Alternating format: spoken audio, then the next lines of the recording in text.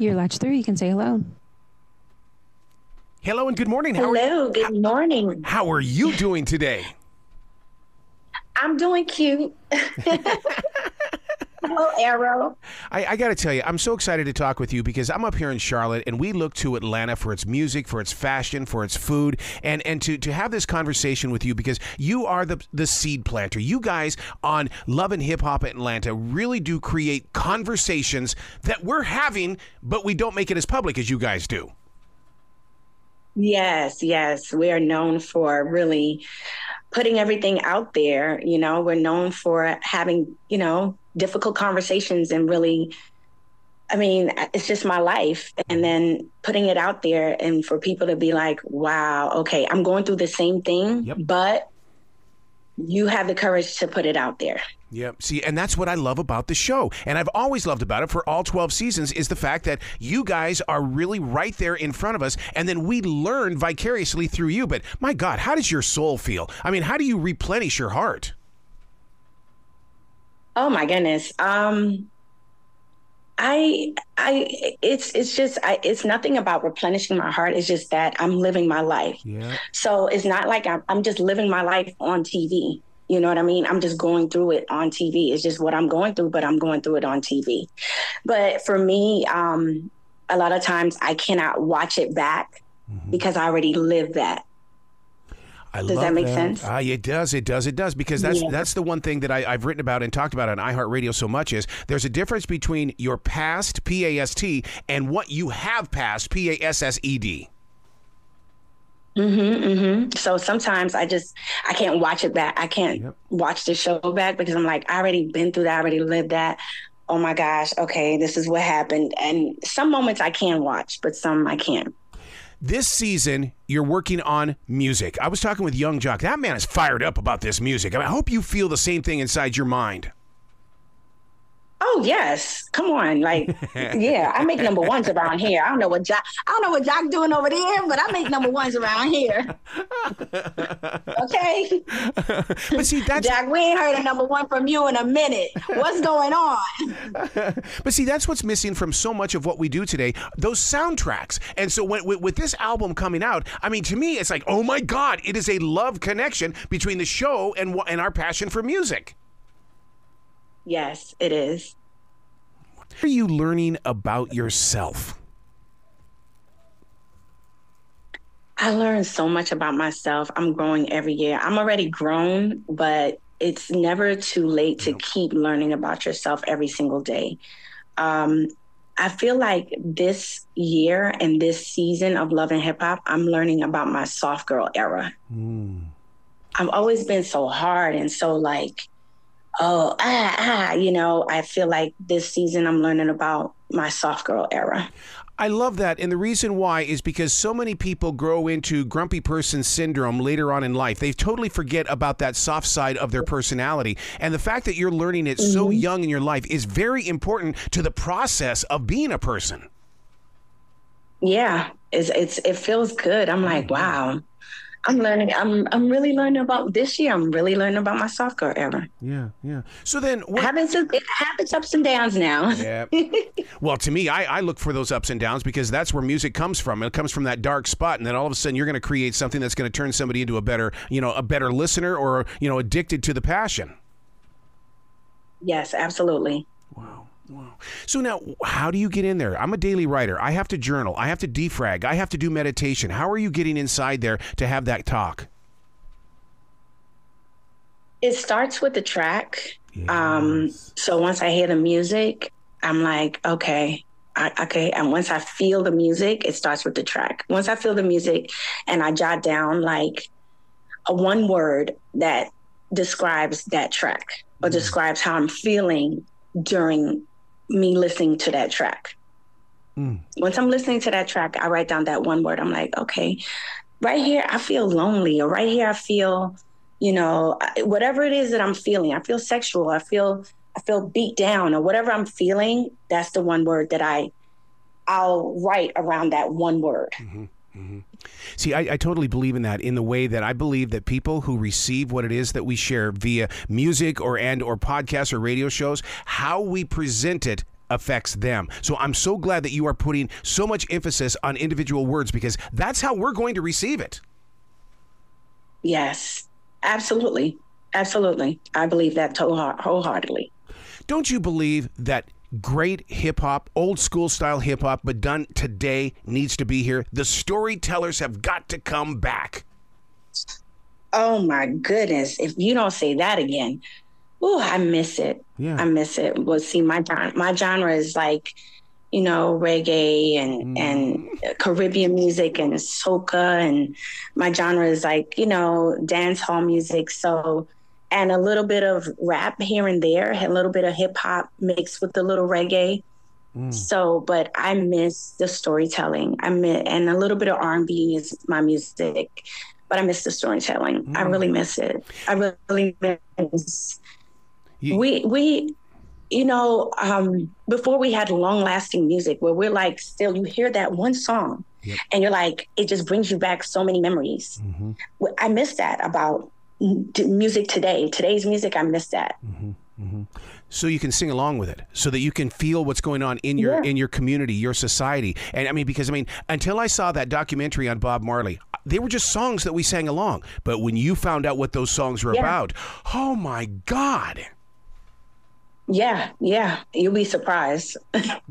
Wow. You'll be surprised. Wow. Any idea when it's going to drop or anything like that? Because I want to talk to you about it. I want to be able to break down the music and really help push you, you know, into the audiences that are going, what new music? It's there, trust me. Yeah, so I'm dropping my music video and my single between this week and next week. I'm dropping a single called Lonely. Oh, that's so awesome. Featuring Conscience. So I'm dropping new music this week. Oh, my God. See, the collaborations are endless, man. Featuring Conscience. He's a big reggae artist. Huge. Wow. Where can people go to find out more about what you're doing and to get their hands on the music? I am Karlie Redd everything. I am Karlie Redd on Instagram, Twitter, TikTok, Spotify, like Karlie Redd everything. I love it. You got to come back to the show. Karlie. I'm sorry? You got to come back to this show anytime in the future. The door is always going to be open. I mean, you're just right down the darn road from us. So let's get together. We'll go over to the Varsity. We'll eat some junk food, and then we'll write music. Absolutely. So when I come there, I'm coming to see you. All right. Well, you be brilliant today, okay? Okay. Have a good day. Thank you. Hello and good morning. Good morning, Funky Fresh. Just one thing. I thought we talked about you sending humidity up after a nice pressure system has moved through. Dude, there's so much humidity down here. I got to get rid of it somehow, and I'm sending you guys more. I got to get it out of the South, please. Ugh. Well, here, for that case, I'll give you Joe, and we'll find a way to milk it out of here. He's all yours. Joe, this book is coming out at the absolute prime time. I mean, I have learned so much in your pages, and then I step back and look at what's going on in the world right now. Joe, this is perfect. Well, I appreciate that. It was a while in the works, as you can imagine, from reading it, but I'm very lucky that it was scheduled for publication at the time that it was. I owe that to my publisher. Wow. What I love about the book is everything that I learned becoming a third-degree black belt in martial arts. It was not about the present. It was about knowing where everything comes from. And that's what you're doing with this book, The Longest Con, is that, hey, there is a story that has led us to her. That's exactly right, Arrow. I mean, when you look at the condition of our politics today, it's fair for people to ask, how did we get here? Yeah. Especially young people. I have two 17-year-olds, and they're like, how did this happen, Dad? And so, you have to go back a ways, and you have to look at how things started to deteriorate, at least on the right, over time.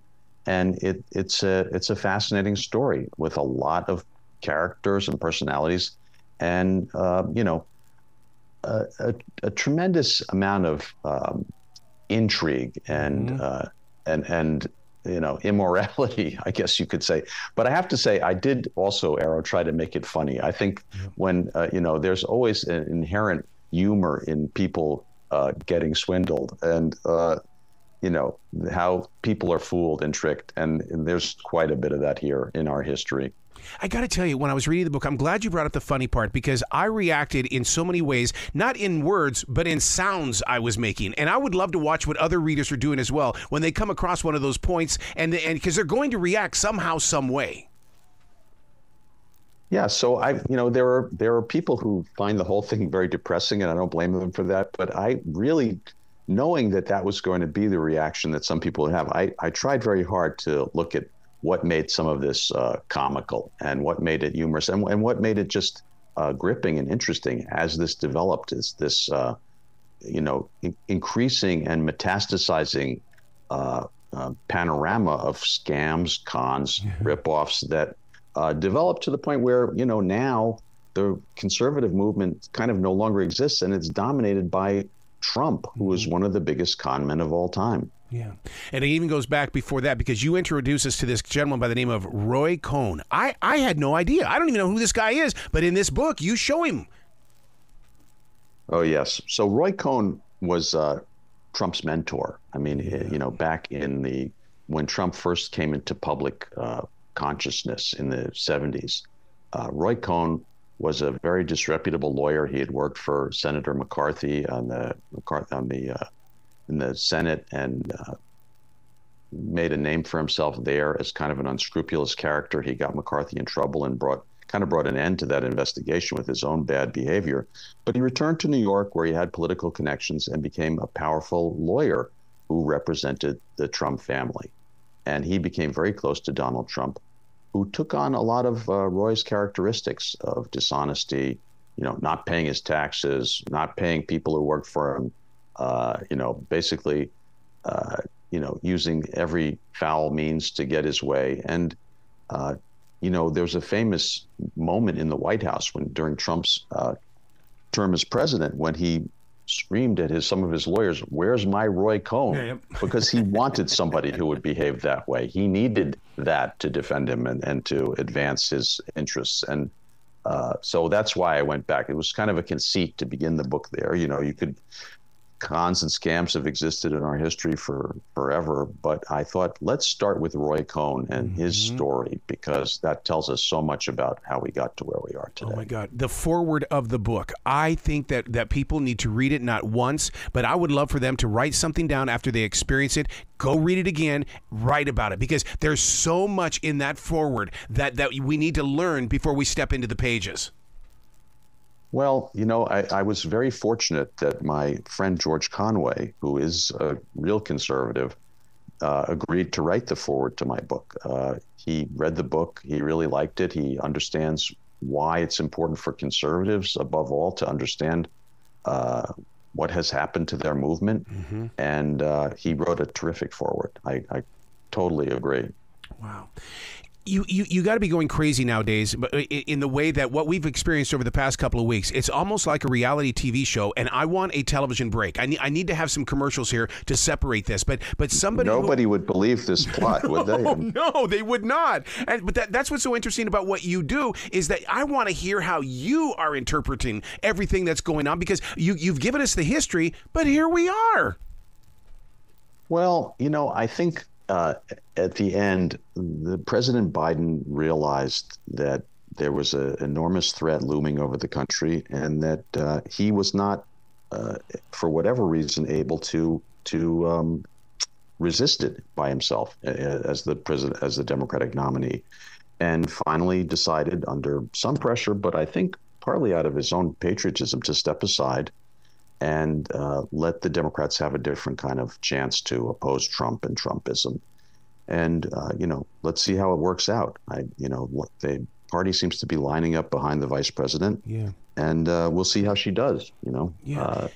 It's a lot at stake there. I mean, the title of the book itself, and then when you jump into the book, but the longest con, how grifters, swindlers, and frauds hijacked American conservatism. The thing is that if I would not have read this book last week, if I would not have been there and experienced it, everything that's unfolding, even with Ted Manchin and things like that, I'm sitting here going, which one of these guys is lying? What is going on here? Because I see it on this page, and now I'm seeing it in real life. I mean, you're opening up our hearts here, Joe.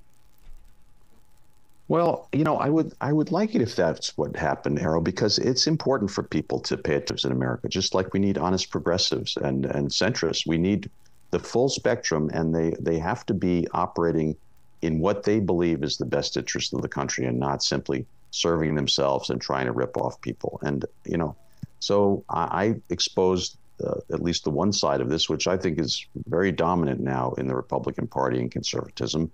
And, I hope people will take it seriously, especially people consider themselves conservative. Mm-hmm. Yeah, it seems to be a label, but are you living that label? Are you activating it? That's right. Conservatism once had a reputation in this country for, I would say, civic virtue and, moral hygiene, you could say. And that's pretty much gone now. I mean, you look at the Republican Party, that's not what you really see if you look at it honestly. And it would be great if it could come back to what it once was, and I try to explain some of that in the book. I try to examine how it deteriorated, and especially the state that it's in now with a con man like Trump in charge and really as almost dictating what happens on the right. That is something that I think people across the spectrum need to grapple with. Don't you think that you're reintroducing us to the definition of what conservatism is in the way that, so many people, if you bring up conservative to anybody, they're going to go, oh, I'm not conservative. I do this, I do this, I do this. And I'm going, I don't think you understand the word. I don't think you understand the movement. And I just think that your book reintroduces us to what it is. Well, that's part of the reason why I wrote the book is that, when you look at the decline of conservatism in the last, let's say, 10 years, that is an important problem. And it's become, a sort of haven for conspiracy theories and all kinds of craziness, violence. And this is not what conservatism has ever meant in our country. And for conservatives to confront that would be a very healthy development in our society. Did you run into any big walls or closed doors? Because when you start digging like this and you start unveiling the truth, I mean, there's got to be some people that were knocking on your door going, Joe, are you sure? This book is based on really careful research, I will say. And I was, every one of my books, Arrow, has been vetted by attorneys. That's part of the deal when you do investigative journalism. And this book had the shortest legal review I've ever had. Wow. A very good lawyer. I know he was thorough. I know he read the book because we went through it together. But it was pretty fast. And he said, the reason is that you disclose the sources, what you're talking about and how you found out on every page of this book. And that is what I tried to do. I had an 8th grade teacher that used to tell us all the time. He says that watch what's going on with these elections because those who support the candidate that wins get the superhighways going through their states. And man, that opened up my eyes. And a book like what you've got here is pretty much what Mr. Fox was saying. Open up your eyes. Yes, well, what your 8th grade teacher explained to you is a relatively harmless version of how politics works. Yeah. It's that's how we've done things traditionally in this country. And for the most part, that worked out okay. This is about something else. This is about how conservatives or so-called conservatives have scammed their own people for many years now, ripped off millions of people, many of whom could ill afford it, by deceiving them. And, there's a favorite slogan on the right, own the libs. And it means, that somehow you are, stomping on liberals. But in fact, the people that they're harming in most of these scams, or really all of them, are their own people. And that is why I wish that conservatives would read this book. I think it would open up their eyes and let them understand that they've been led in the wrong direction and that they're being ripped off. Well, you bring up something very interesting here. Let us pray, not P-R-A-Y, P-R-E-Y. And I mean, I was like, whoa, that's some openness there. Yes. Well, so that for a long time, the right has been dominated really by the conservatives. I think everybody knows that. And the problem with that is that there's a big element in that religious movement of grifters and scammers and con artists who've gotten very wealthy, millions and millions of dollars from their own parishioners, the people in their churches, the people who listen to them on the radio or on TV, sending in money in the kind of, I would say, hopeless belief that if they give money to these preachers, they themselves will become wealthy, or their illnesses will be cured, or their other problems will be solved. And, you know, it's not just a ripoff. It's, in my view, it's a blasphemy. And one of the people I quote in the book about that is none other than Jerry Falwell himself, yes, who said that what they call the prosperity gospel is one of the worst heresies of our time. And yet that is who is now dominating Arrow.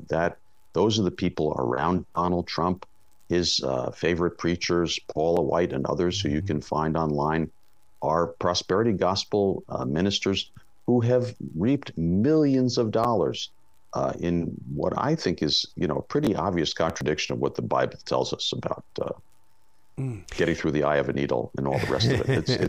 It's not what biblical morality is really supposed to be. So that, I think that's a really, that part of the book is actually both sad and funny.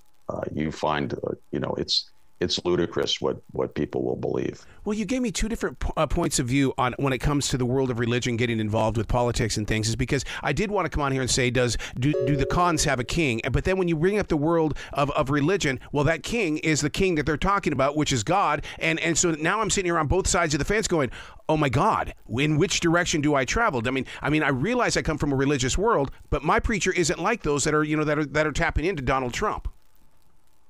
Yeah, if people tell you that God insists that you send them money, you might want to check for your wallet. You know, like that's I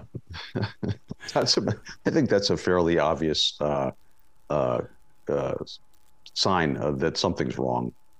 You say something inside the book that I haven't heard in a very long time. This stuff fell off the page 6 of the newspaper and even on the social media. Tea Party. Wow. A lot of us do not even know what the story is behind that. And those of us that do know it, we didn't understand most of it. Yeah, I think that's an important chapter of the book, yes, Arrow, because it's when we first saw Donald Trump become a serious potential president or presidential candidate. The rise of the Tea Party. And unfortunately, you know, as I outline in the book, behind the sort of, you know, rah-rah spirit, and this is, you know, the spirit of 1776, was just a garden variety series of cons and scams where they were fighting with each other, the various Tea Party groups, over who was going to reap the most money. And, you know, flash forward, Donald Trump became an important figure in the Tea Party movement by claiming that President Obama had been born in Kenya, which was a claim he later had to withdraw, of course. But when Sarah Palin, who you may recall ran for vice president in 2008, when she sort of moved aside after running her own grift, Trump became the face of the Tea Party movement, and it's how he rose to prominence in the Republican Party. It's like somebody in Hollywood is writing this book, and we're all the actors out here receiving this entertainment. I mean, even if it's gloomy and dark and sad, it's still entertaining to stand back here and watch everything that's unfolding. Well, I appreciate that. I tried to make it as gripping and entertaining as possible. You know, one of the things I do when I'm writing a book is I follow what's called the Elmore Leonard rule. I don't know if your listeners read Elmore Leonard's wonderful novels, but he said, the thing you need to do is leave out the parts that people skip over. And that's what I try to do when I write a book now. So I hope people find it entertaining. Well, I would love to see the eyes that land on that chapter about Richard Nixon, because, you know, once again, I mean, that right there is a con artist. A lot of people have written it off, walked away from it, don't want to deal with it, but you're talking about it.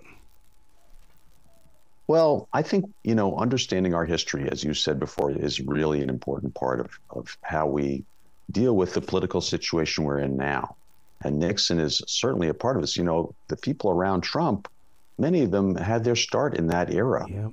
Paul Manafort, Roger Stone, Steve Bannon, they all come out of that era of politics. And, Roger Stone, who, your listeners may or may not know of, is very, very close to Trump. He was the one who first said that Trump should run for president, political consultant.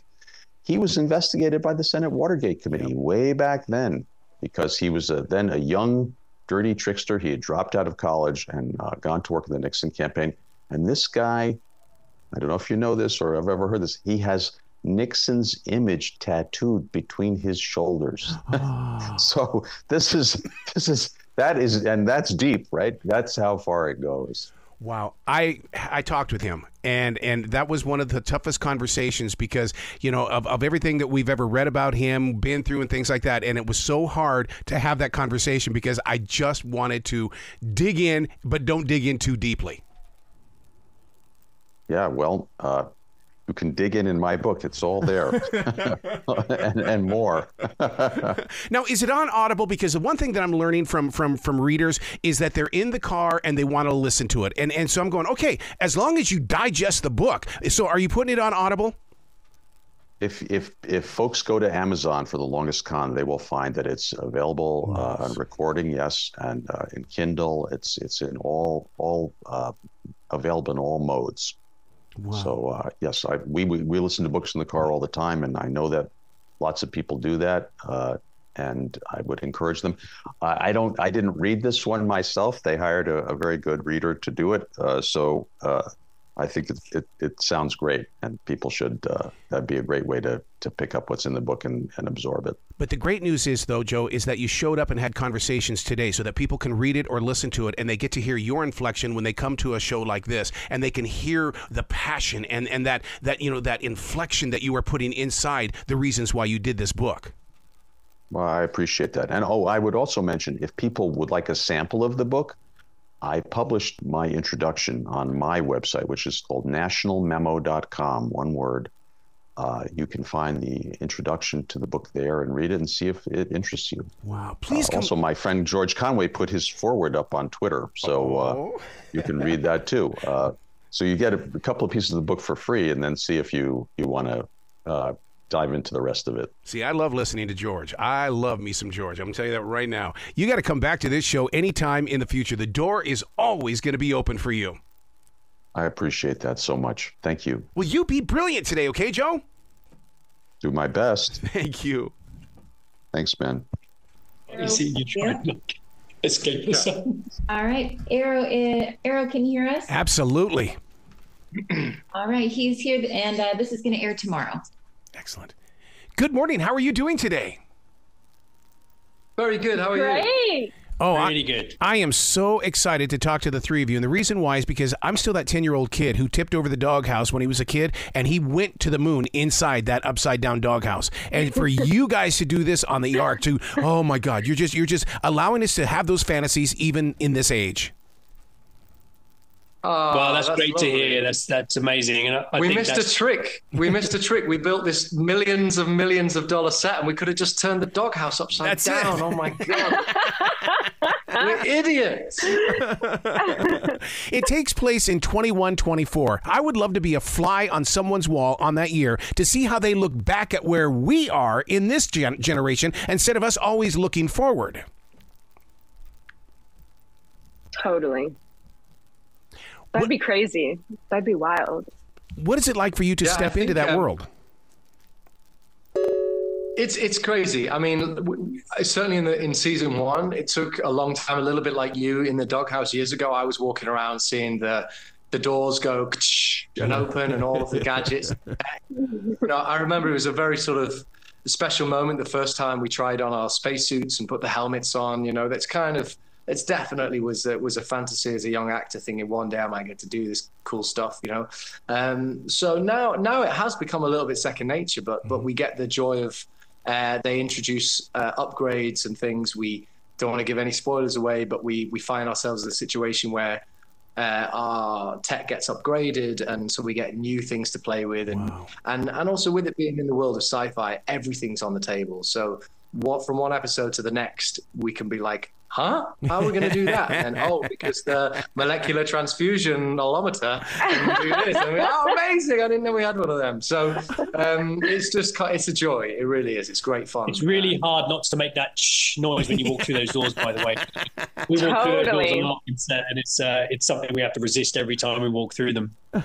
Now, Christie, with the way that we know that space has its dangers, the one thing that I'm learning about the Ark is the fact that you're also teaching us as viewers survival. And because, I mean, you're up there, you can't just run to the nearest doctor, or you can't run to the nearest Walmart. You have to survive up there.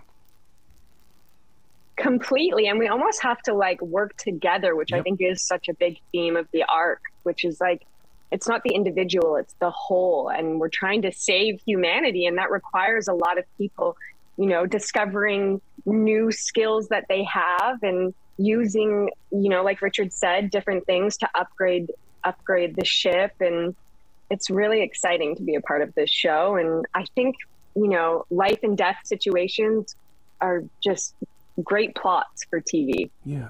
Reece, one of the things that we will learn as viewers is the fact that you guys are looking for a new home because what you hoped for is gone. We love mysteries like that because we're hoping right along with you. Yeah, absolutely. I mean, I love in the first season when we run out of water and then there's a comet. And Alicia, the brains on the ship, turns around and says, wait, comets are made of ice and, you know, we can go and just mine it for water. Like, when do you get to do that? You know, like being in a sci-fi show like this is so cool. Like, let's go and land on a comet and get some more water. You know, it's just so cool. Like, I think the sci-fi space, as Richard said, it just gives you license to kind of, you know, invent and have fun. But also at the same time, our team, Dean Devlin and Jonathan Glassner, our creators, are so good at keeping it grounded and rooted in a human story as well, that I feel like you'll invest in these characters, but also enjoy all of these different technological spectacles that we kind of, you know, engage in. It's a lot of fun. Wow. Richard, as Lieutenant James, I know what it's like for me when I do radio shows in other markets. If inside the studio in Charlotte, if I'm reaching the people in San Francisco or Boston, I feel like I'm there. What about Lieutenant James? When does he kind of leave your body? Since you're up there in 21, 24, I mean, for you to go out into the real world, is it tough to be Richard versus Lieutenant James? Oh, it's much more fun being Lieutenant James. Much more fun. Yeah. We met Bryce, you know, as this kind of happy-go-lucky guy who gets winched naked as the day he was born out of a cryo chamber, and I kind of knew I was in for a good ride the second I read that first opening scene, because he's great fun, and he's kind of a Scottish Jack the Lad, and he's a lot more brash than I think I'd ever dare to be. So no, I'm very, very lucky to play him. He's great fun. Christie, I've been blessed to speak with many, many, many real honest-to-God astronauts. I really want to know how they're reacting to this show, because when you talk with them now, their visions are not on the moon. Their vision is Mars. Look at the vision of this show, the Ark. I mean, you're taking what they're studying now and pushing it all the way down. Yeah, I mean, it's insane. I recently read an article that women are better suited for space travel, and I just went, that's me. That's Garnett on this show, which is really cool. I mean, Jonathan Glassner always bases a lot of the scientific things that occur in our show in reality that's happening right now. There's things that he's, you know, predicted with tardigrade DNA. He read an article about that, and now that's actually a thing that, you know, 2 years later they are developing and actually using. So it's really exciting to be part of a show that, yeah, where it is based in some sort of reality. It's really cool to watch too, like the things that we predicted in season 1 kind of coming to the surface while we're shooting season 2. And I'm just excited for fans to go on this wild journey. I think fans think they know what's going to happen and they literally have no idea. I know, like, there were times when I'd call Reece and I'd be like, oh my God, can you believe this happens in episode 10 or whatever? We were just screaming or chucking things or calling Jonathan Glassner being like, I don't think we should do this. So I'm just I'm really excited for fans to watch it. And it's always, I know Jonathan Glassner always bases it in some sort of truth that's occurring right now. So it's just really exciting to be a part of. You should see us in Serbia when, like, you're out for dinner and you haven't got any phone signal, and then like you get one text through and like it's Ryan saying, bro, episode 3, and you're like, what? what? And you try to access your emails to read the script and you can't read it, and then you have to rush home and get on the Wi-Fi and go, what happens? What happens? Am I dead? What happens? You know. So that's it's a lot of fun. There were a lot of twists and turns in this season 2, which is amazing. Do you find yourself getting more involved with the writing as well as the directing? Because I know that as these series continue to grow, it's like the actors get to participate with the process as well. Yeah, I mean, our show has an amazing writers' room, and they're all based in LA. So, I mean, it wouldn't be fair to say that we have any sort of input in terms of the actual writing. But what's been lovely is we've heard from numerous of the writers, and certainly from the sort of heads of department, that what they've done throughout season 1 is watch and observe how we are as actors and how we relate to one another, and maybe certain looks or certain moments that they've gone, what was that? And then gone on to explore something entirely different that they were never planning because of that. And as actors, that's so lovely to know you've got that real feedback, because so often you join something and it's a closed book, it's a film, or it's already written and it's in its entirety. So to have that kind of circular way of working is very lovely, to know that they're watching us and taking inspiration from that. You guys do realize that you have the power to get inside our imaginations as viewers and allow us to leave this planet. I mean, just to have that kind of power, or does that even sink inside? I don't think that sinks inside. Like, you just said that and I was like, oh yeah, that's so true. Like, I think it's like we're kind of in this microcosm, because we go to Serbia, and we do this show, and then it's like sudden, sorry, my headphones are cutting in and out, so I don't they're working. But we go to Serbia, and it's like this little microcosm, and we're making this show, and we just have each other, and then it's like time to release that into the world, and you're just like, oh right, like we're making this for like people to watch. Like, it's pretty insane. Also, like, our characters are so preoccupied with what's going on in their own storylines that you don't get much time to think. Right. You're so kind of caught up in these amazing twists and turns of the story that is so nice. It's such a pleasure for us to hear from people like yourselves to give us a perspective on the show, which I don't really feel like we have, because our duty is to try and be true to the text and try and deliver something which is fun to watch. But then it's such a joy to get that feedback from the audience and to hear that people are investing in it and enjoying the work. You know, that's what we set out to do. So thank you for that. Wow. Well, you guys have got to come back. I'm sorry? No, I was just thinking, just to follow on what these guys were saying, you know, hearing that is amazing, because what we offer, what our show is just complete escapism. As you say, we're going to other universes, other worlds. We do allow ourselves some artistic license to play with technologies and things that maybe don't exist now, which gives us such free reign. But also, we're not trying to flog people over the head with how and what to think. We're on an amazing ride on a Wednesday evening, and hopefully you'll love it. Oh my God! Please come back to this show anytime in the future, you three. The door is always going to be open for you. Thank you so much. Well, be brilliant today, okay? We'll try. We'll try. Hello. How are you doing? Good. How are you? Mary, I have been waiting to talk with you. Oh my God. You have got a book here that I know is going to get inside people's lives when they least expect it, and it's going to change them. Oh, thank you so much. To get the courage to write such a book, such as The Goodbye Process, where did it come from, and was it something that you've wanted to do for a very long time? I didn't set out to write a book about loss. I think I wrote these stories over a very long period of time. And I think I'd written probably about half of them when I realized they all had this common theme. And then I knew that it was something that I wanted to explore more deeply. I think a lot of times when people think about loss, what comes to mind is the death of a loved one. And of course, that's a big one. But there's so many other kinds of loss that we have to face as we go through life. And I think for a lot of people, maybe the big loss event in their life might not involve a death. It could involve something like a divorce, or, loss of health, or loss of another relationship, romantic, or a friendship, or something like that. Loss of youth. There's just so many things that are always coming up in life. And so this book is an exploration of all the different kinds of loss we face and how we survive them. You know, one of the things that you did inside this book is the fact that you reintroduced me to the word goodbye, because I've been quoted to say 1 billion times, I don't say goodbye, not even on the telephone, because goodbyes mean forever. And I don't want to experience that forever. Yeah, that's really interesting. But what happens is that when I'm using this as a learning tool with these short stories is the fact that I guess I'm learning through each short story how I can piece it and place it inside my own heart so that I can not have this battle with that word goodbye.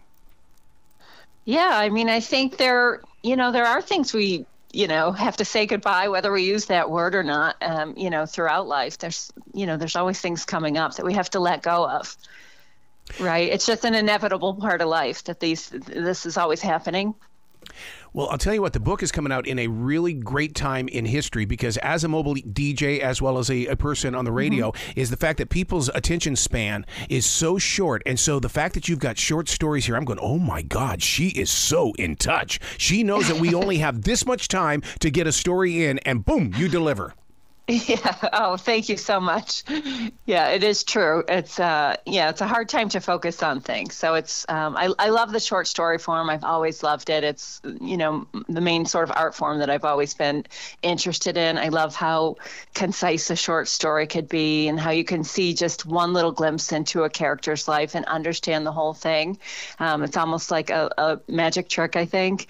So I love it. I hope people will connect with these stories. How do you do the discipline when it comes to the short stories? Because from one author to another author here, I mean, that editing process is listeners and readers don't understand what we go through before it becomes that book. Oh, I know. My stories, like I mentioned, they were written over a long period of time. I'm a big editor, so some of these stories have been through 30 or 40, drafts before they're, clean and ready to send out for publication. So it is a long process. And for me, it's, I think in an ideal short story, there's not, you don't have the time to sort of go off on tangents, and every word has to count. Every sentence has to count. So that's my goal with these stories when I'm editing, is to, refine them until make every word count. Yep. Yeah. So one of the things that I picked up on it is that and you're going to think I'm quirky on this, is that you can be very much alive and still say goodbye to reality. And to me, that because you opened up my eyes on that, goodbye to a career, goodbye to this. We do say goodbye a lot. Yeah. Yeah, and I think you mentioned reality. I think there are some stories in the collection that I think could be categorized as surreal. And I think that sometimes loss does feel surreal. I think sometimes when you lose something that's significant to you, I think sometimes it doesn't, it can take a while for you to accept that it's real, and it just doesn't feel real. So I think some of the stories sort of mimic that emotional state we find ourselves in when we lose something. Yeah, and one of the things my wife and I were talking about in the book, because what we do in sharing a book, she'll read a chapter, I'll read the chapter, and then we talk about it. It's almost like a book club in our living room. But the thing that we both agreed on is that we feel like that this book, The Goodbye Process, is going to inspire individuals and families to begin a process. They don't have to release it to the public, but sharing the story of the family. None of that is happening, and we need to grow in that area. And we both agree this book could be that thing. Oh, thank you so much. That's so nice to hear. There's a saying that I like, which is grief is just love with nowhere to go. And so I like that. I think that's true. And I think a lot of times we do sort of hold these feelings inside and we don't talk about them. So I'm hoping the book will help people open up and talk about the different things they've lost and, how they got through them, how they survived it.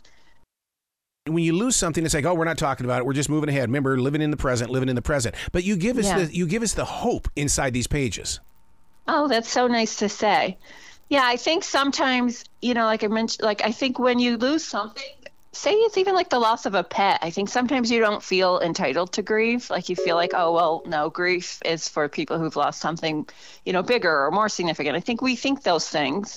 But we do experience grief anytime we lose something that's significant to us, no matter what it is, So I think it is important to sort of acknowledge that and process it, and talk about it. And, I think it is like a release of those feelings when you sort of open up about them.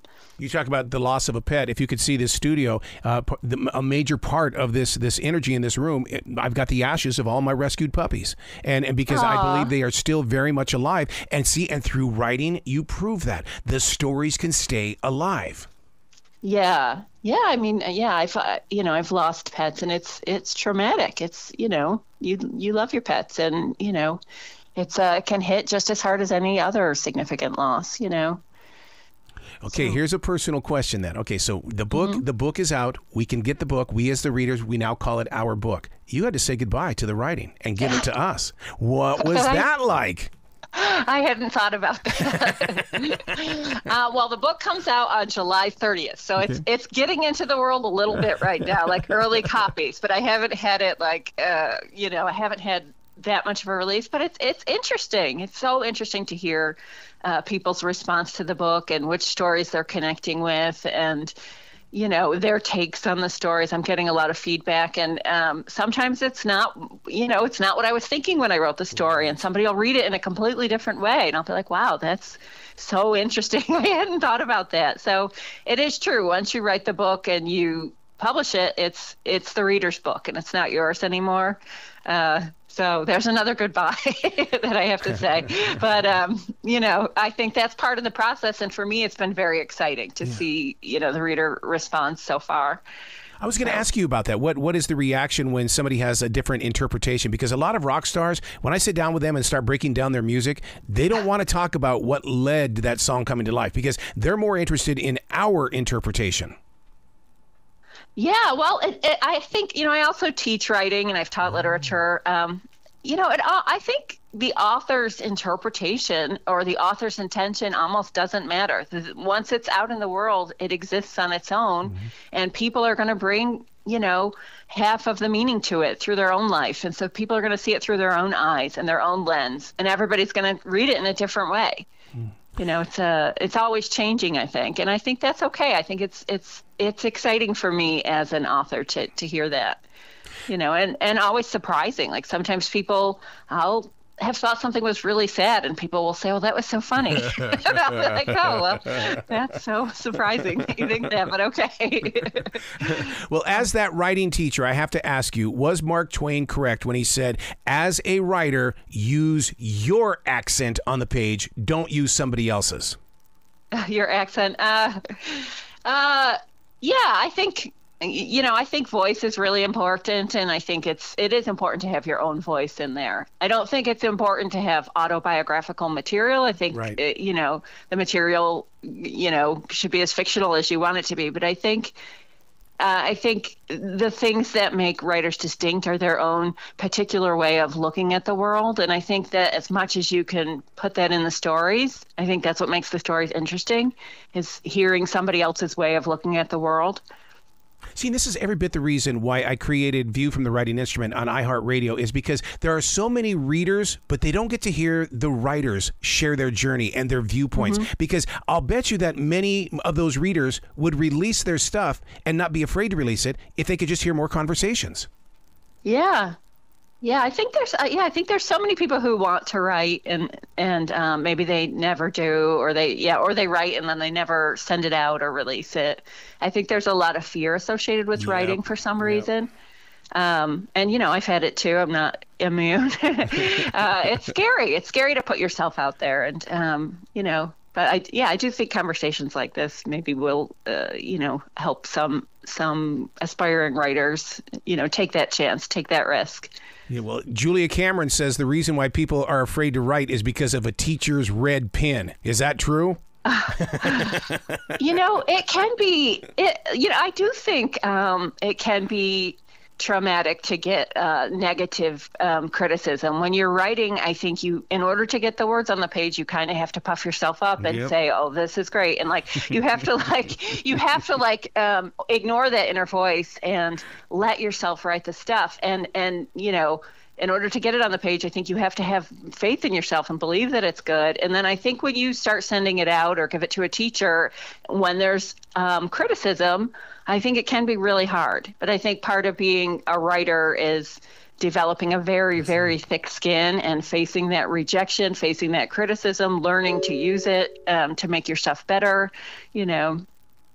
I think that it's essential. Yes, yes. Where can people go to find out more about you, Mary? I want them to really dive in to learn from you as well as to be entertained by you.